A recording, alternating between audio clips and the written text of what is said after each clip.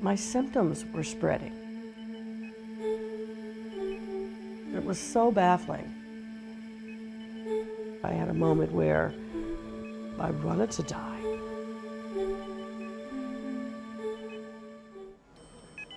For Lisa Thomas-Laury. I still have young girls today come and tell me they decided to follow a path of TV journalism because they saw me. This opportunity to let our viewers know. 2 p.m. arrival at the airport. As one of the first African-American women to anchor the news in the U.S., The blaze forced the evacuation of hundreds of Center City employees. Emmy winner and legendary anchor Lisa Thomas-Laury became an icon for the next generation of female reporters. We really were trailblazers. I was lucky to learn the nuts and bolts of the business early. It helped me understand the process better. For nearly 4 decades, Lisa covered some of the biggest stories around the globe, meeting presidents, covering high-profile events like the wedding of Princess Diana in London, and earning herself a spot in the Broadcast Pioneers Hall of Fame. I always loved writing and always excelled. Even from kindergarten and first grade, I would write stories and loved it. Her career began in the small town of Huntington, West Virginia, where Lisa was a weather girl at the local NBC affiliate before getting her shot as a reporter. They gave me a 36mm camera and keys to the news car and said, okay, go shoot some news. After a hard day's work, there's nothing more relaxing to Lowell Barney and his friends than a rootin' tootin', rip-roaring jam session. That's when I got the bug. Lisa received 8 job offers across the country, thanks not only to her talent, but to the changes in FCC mandates that require networks to hire more women and minorities. I was in the right place at the right time because I was a double minority, basically chose Oklahoma City. I was like a sponge. I just absorbed all that information that I was getting and loved the work and loved the job. But after just 8 months, she was ready to reach a much bigger audience and interviewed for a job at WTVF in Nashville. It was there she learned what it would take to make it as an anchor from one of the station's up-and-coming female reporters, a woman you may have heard of. So I'm Lisa Howard. She says, hi, I'm Oprah Winfrey. And she wasn't known by anybody then. She wasn't this international phenom, but I was just in awe because a young black woman was doing the news solo. I shadowed her on her stories and we shared the fact that we were both 19 years old. She was so confident. She was poised and just like she had been doing it for a decade. 2 years later, a talent scout came from Philadelphia, the number 4 market in the country, and offered Lisa a job she couldn't refuse. Working at that time in the number 33 market, I was pretty excited. Later, Lisa found out Oprah had also auditioned for the same job in Philadelphia. We both sort of chuckled at the fact that I got it and she didn't. We both knew why. And it had to do with the history of racism in Philadelphia.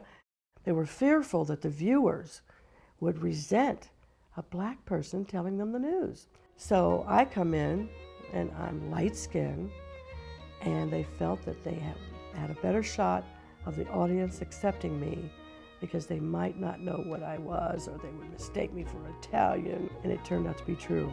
Philadelphia embraced me. They wanted me to succeed. In fact, Lisa went on to become part of the longest-running anchor team in television history. It was wonderful. Viewers stuck with us, and the next 20-some years for me were idyllic. Professional success was quickly followed by personal milestones, as Lisa married Dr. Bill Laurie and gave birth to their 2 sons, Langston and Leland. She's a wonderful person. She's a caring person. She's a fantastic mother and an excellent wife. She kind of instilled that in me from a very early age, just to, never take anything for granted and to also be there for people, when they need you the most and people who maybe haven't had the same opportunities as you have. But in 2001, at the height of her career, a mysterious illness became the lead story in her life. Oh boy, did life throw me a curveball. I started to notice strange sensations in my feet and legs. My skin was beginning to turn a strange bluish grayish tint. I ignored it for a little while. You know, I think a lot of professional women, when they're busy with kids, they ignore their own health sometimes. I could see it wearing on her. It was really getting her down from day to day. My husband, being a doctor, suggested that I go to a neurologist, and I did, and they determined that I had lost about 30% of the strength in my ankles. Lisa was first diagnosed with POEMS syndrome, a rare incurable blood disorder that, left untreated, has a life expectancy of 3 to 5 years. But before she could begin treatment, her doctor was relocated and a new set of specialists re-diagnosed her with CIDP, starting her on an excruciating long journey that ultimately proved fruitless. It wasn't fun to go through that, especially when I wasn't sure that it was the correct treatment. But they put me on steroids and a blood cleansing treatment called plasmapheresis. They were basically taking my blood out and filtering it through another machine, and I would get nauseous and take calcium and get shots. We would do that in 6-week intervals. It was devastating. It was kind of like realizing that your mom or your parents both aren't superhuman. More than 2.5 years into treatment, things got dramatically worse. The disease began shutting her body down, and Lisa was forced to step away from the career she loved. The illness started to get into my internal organs, and it paralyzed my vocal cord. I was in a wheelchair. I couldn't walk across my kitchen floor. If I did walk, I was using a walker and leg braces sometimes. This was causing me to not be able to digest food properly. I was extremely ill. My mother reminded me that I had a moment where I told her I wanted to die. The condition just wasn't getting any better. It was the first time when we were unsure of what would actually come in the future. Desperate for answers, Lisa made her way to the world-renowned Mayo Clinic, where after 5 days of grueling tests, the doctors brought her diagnosis full circle. She says, well, you have POEMS, and, it's shutting you down, but I think I can get you almost to perfect health again, and you're going to need a bone marrow transplant. You've got to get some massive doses of chemo to get rid of those other bad cells. We've got to build up your pulmonary, your respiratory, so you're breathing better, so you're strong enough to have this bone marrow transplant. We were just in shock. We were so relieved that we had an answer. Right before my 50th birthday, I had the bone marrow transplant. In 2 months, everything started to improve. But I did have some permanent nerve damage because it took so long to get the accurate diagnosis. You could imagine the feelings knowing now that it was POEMS all along, and this was 2.5 years later. But we had an answer, and I got back to work.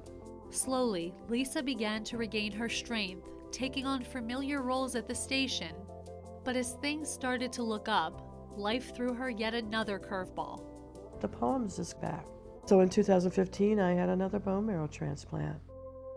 I lost my hair, and it's quite a recovery. I mean, the pain was still there. It wipes your slate clean, and they usually say 6 months to a year to recover. In an effort to temper the pain, her doctor prescribed her Oxycontin.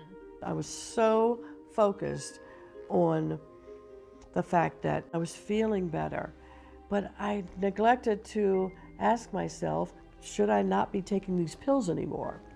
And I quickly became dependent on them. And I realized that I had a problem.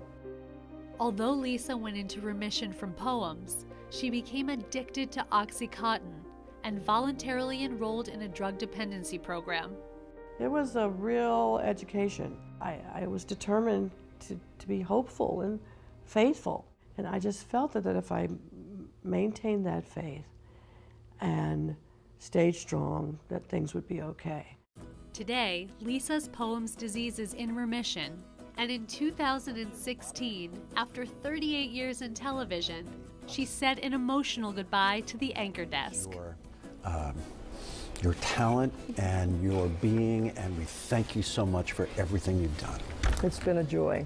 I don't know what I'll do, but I'll miss you all so much. It was the right time. I want to thank you all. I appreciate it. I thank you from the wellspring of my being. I think we all come to a point in our lives where we realize that there is something that we have experienced or we've lived or we have knowledge of that perhaps others need. I thought it was important for her to share her story and to show everyone, exactly how strong she is. In an effort to inspire others, Lisa shares the lessons she's learned in her memoir On Camera and Off, When the News is Good and When It's Not. My journey is one that I was meant to take. And I feel like God did have another plan for me. I think back when I was that 19-year-old in Nashville meeting Oprah, it dawns on me more lately that we African-American women, we really were trailblazers, that we were the first. And I'm proud of that.